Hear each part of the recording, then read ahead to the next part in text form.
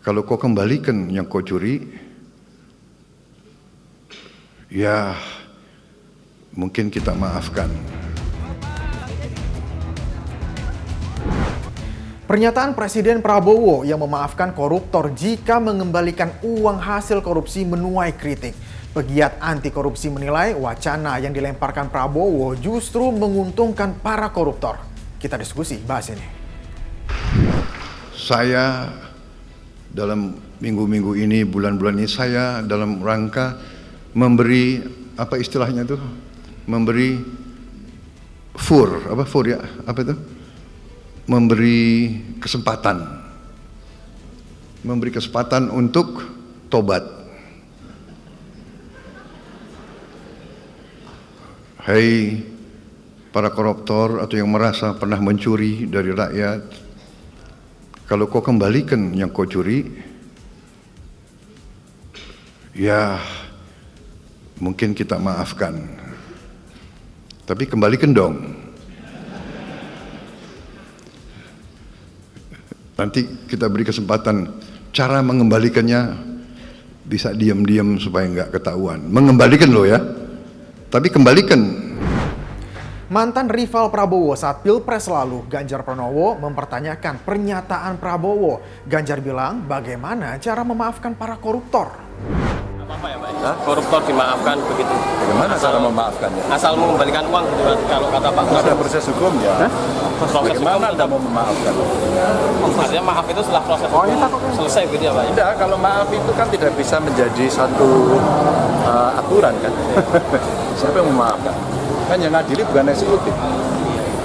Yang adili siapa? Yudikatif. Makanya seluruh lembaga negara, mari kita perankan sesuai dengan fungsinya agar tidak saling cawe-cawe. Bahaya buat negara. Setelah menuai sorotan, Partai Gerindra buka suara. Menurut Gerindra, pernyataan Presiden Prabowo lebih menekankan soal pengembalian kerugian negara. Ini adalah terkait dengan aset recovery.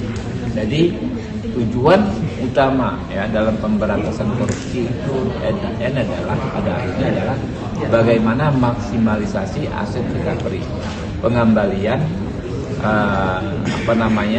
kerugian keuangan negara. Nah itu yang selama ini menjadi misteri.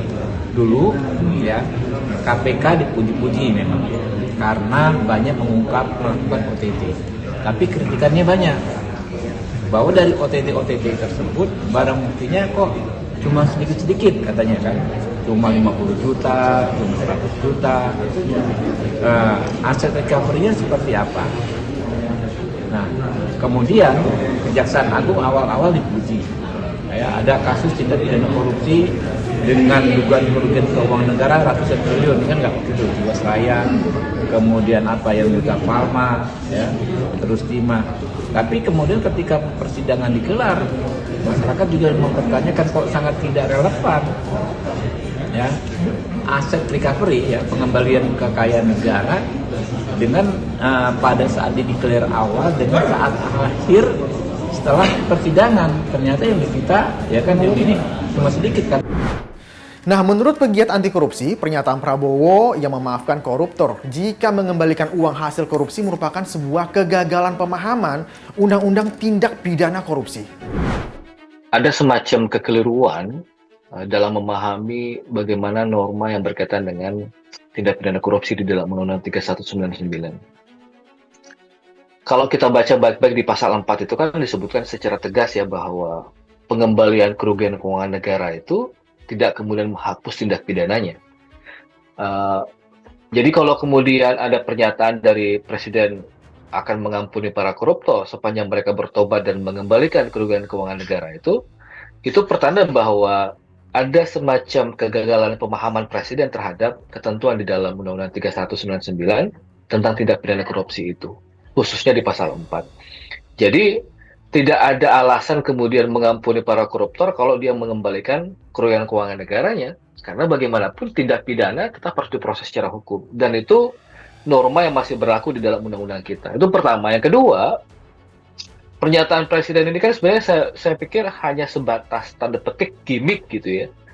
Kalau kemudian Presiden serius di dalam proses pemberantasan tindak pidana korupsi, harusnya presiden juga memulai dari lingkaran terkecilnya gitu ya.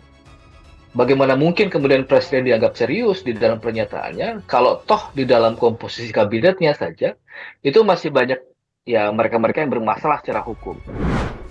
Pegiat anti korupsi benar-benar menyoroti pernyataan Presiden Prabowo ini. Karena selama ini koruptor yang sudah dihukum berat masih belum ada efek jera. Apalagi kalau dimaafkan dengan dalih koruptor mengembalikan uang hasil korupsi ke negara. Kalau menurut kamu gimana? Kita lanjut di kolom komentar. Saya Zeki Rahmat pamit, terima kasih. Sampai jumpa.